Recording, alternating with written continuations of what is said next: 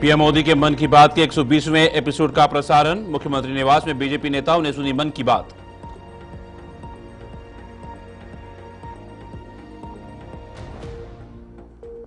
बीजापुर में 50 नक्सलियों ने एक साथ किया सरेंडर। 14 पर था 68 लाख का इनाम। 2024 से अब तक 656 माओवादी गिरफ्तार।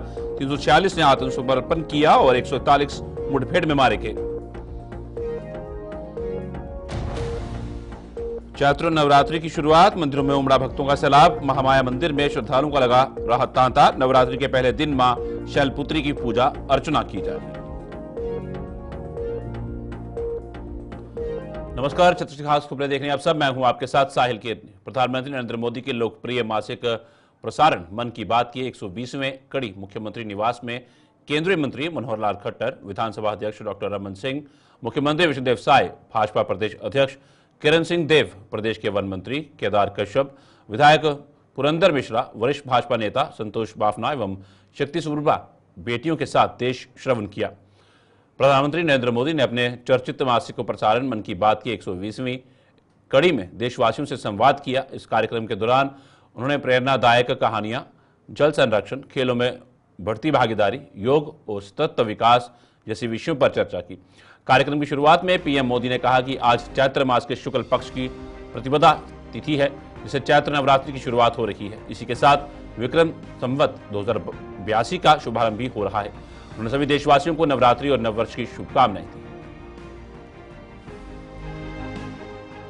देश के यशस्वी प्रधानमंत्री हर महीने अंतिम रविवार को 11 बजे से मन की बात कार्यक्रम के माध्यम से पूरे देश भर के लोगों से रूबरू होते हैं और मन की बात में कई नई नई चीज़ें हम लोगों को देखने सुनने को मिलती है। हर बार वो नवाचार की बात करते हैं, सीखने की बात करते हैं और आज हम लोग का सौभाग्य कि आज 120वां एपिसोड मन की बात का हम लोग यहाँ पर सुने और हमारे केंद्रीय ऊर्जा मंत्री श्री मनोहर लाल जी खट्टर, उनकी उपस्थिति, हमारे इस प्रदेश के पूर्व मुख्यमंत्री और विधानसभा के अध्यक्ष आदरणीय डॉक्टर रमन सिंह जी, हमारे मंत्री केदार कश्यप जी, हमारे विधायक, हमारे बच्चे।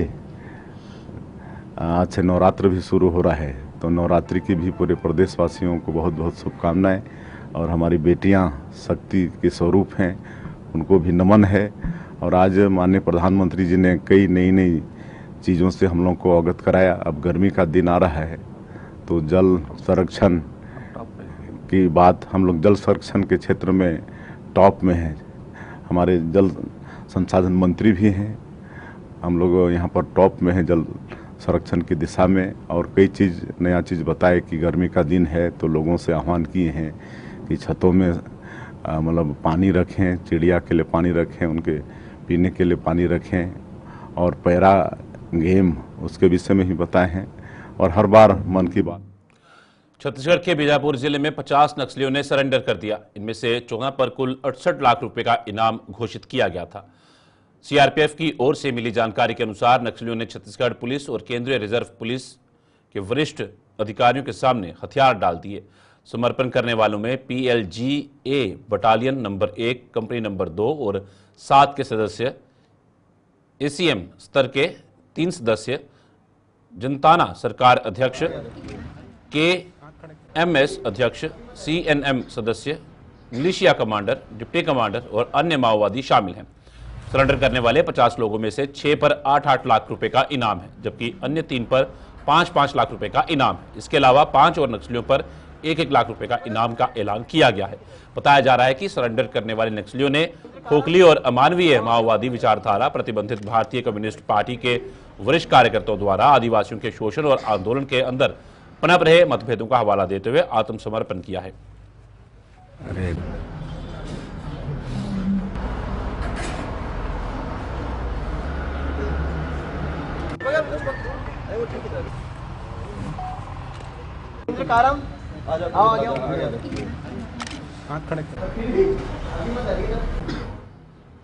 स्थानीय नागरिक जो माओवाद विचारधारा को त्याग कर मेन स्ट्रीम में आए हैं, उनका बहुत बहुत स्वागत है।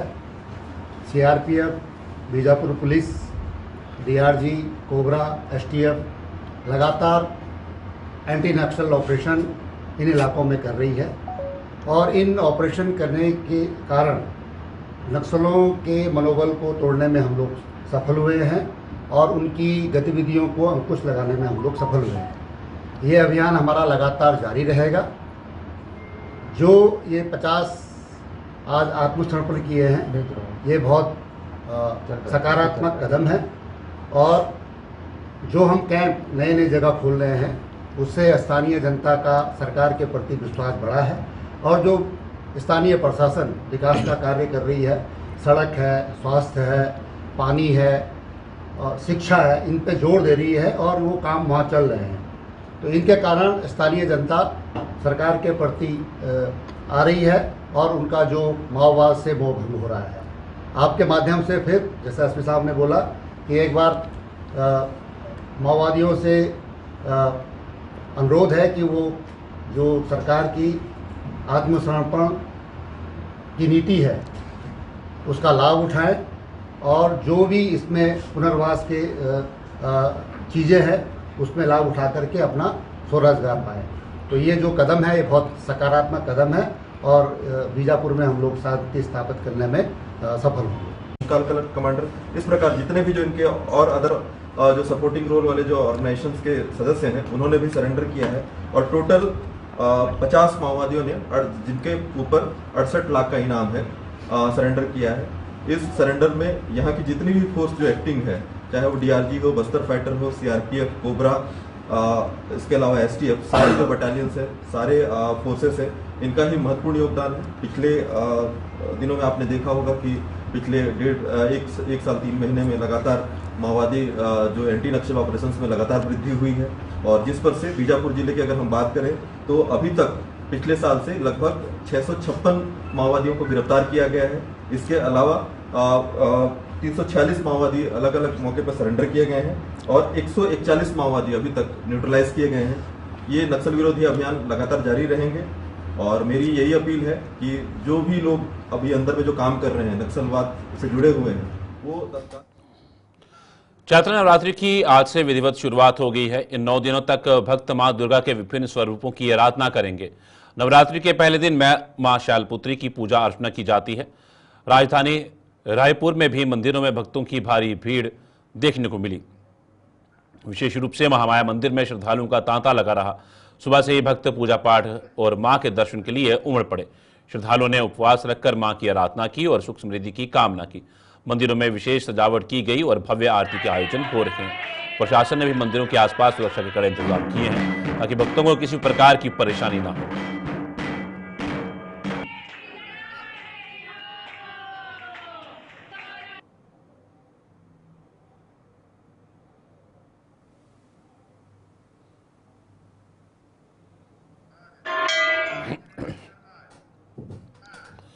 छत्तीसगढ़ के बिलासपुर में पीएम मोदी ने 33,700 करोड़ के 22 प्रोजेक्ट्स लॉन्च किए। इस दौरान मोदी ने कहा कि कांग्रेस की सरकार में भर्ती परीक्षाओं में खूब घोटाले हुए। भाजपा सरकार ने घोटालों को लेकर जांच बिठाई। छत्तीसगढ़ को हमने बनाया है, हम भी संवारेंगे। वहीं जनसभा को संबोधित करते हुए सीएम साय ने कहा कि ऊर्जा, रेलवे, सड़क, आवास और शिक्षा के सेक्टर में 33,700 करोड़ की सौगात मिली है, जिससे विकास को तेज गति मिलेगी। छत्तीसगढ़ सौभाग्यशाली है। साय ने कहा कि आपने छत्तीसगढ़ की जनता से आह्वान किया था कि उस समय की भ्रष्टाचारी कांग्रेस की सरकार को उखाड़ फेंकने का। जनता ने आपके आह्वान को और आपकी गारंटी पर भरपूर भरोसा जताया। आपके विश्वास के कारण हम विधानसभा और लोकसभा चुनाव में ऐतिहासिक सफलता प्राप्त कर डबल इंजन की सरकार बना पाए। और इस अवसर पर मंच में विराजमान आज के कार्यक्रम के मुख्य अतिथि हमारे देश के यशस्वी प्रधानमंत्री आदरणीय श्री नरेंद्र मोदी जी, हमारे प्रदेश के माननीय राज्यपाल महोदय श्री रमन डेका जी, केंद्रीय ऊर्जा मंत्री आदरणीय श्री मनोहर लाल खट्टर जी, केंद्रीय राज्य मंत्री और इसी क्षेत्र के सांसद आदरणीय श्री तोखन साहू जी, हमारे दोनों डिप्टी सीएम श्री अरुण साहू जी, श्री विजय शर्मा जी, सभी मंत्रीगण, सांसदगण, विधायकगण और आज के इस कार्यक्रम में पूरे प्रदेश से पधारे सभी सज्जनवृंद, अधिकारीगण, मीडिया के साथीगण और सभी दाई दादा, सियान जवान, आप सबला मोर तरफ से राम राम। आज प्रभु श्री राम का ननिहाल परम पूज्य बाबा गुरु घासीदास जी और शहीद वीर नारायण सिंह जैसे महान विभूतियों की जन्मभूमि, कर्मभूमि छत्तीसगढ़ बड़ा सौभाग्यशाली है कि आज दुनिया के सबसे लोकप्रिय नेता, हमारे देश के यशस्वी प्रधानमंत्री आदरणीय नरेंद्र मोदी जी हम लोगों के बीच में विराजमान हैं। आज इस महामाया और बिलासा देवी केवट की इस धरती से 33,700 करोड़ रुपए का सौगात हम लोगों को देने वाले हैं। ऊर्जा के सेक्टर में, रेलवे के सेक्टर में, सड़क छत्तीसगढ़ी खास खबर में फिलहाल इतना ही। दीजिए इजाजत, नमस्कार।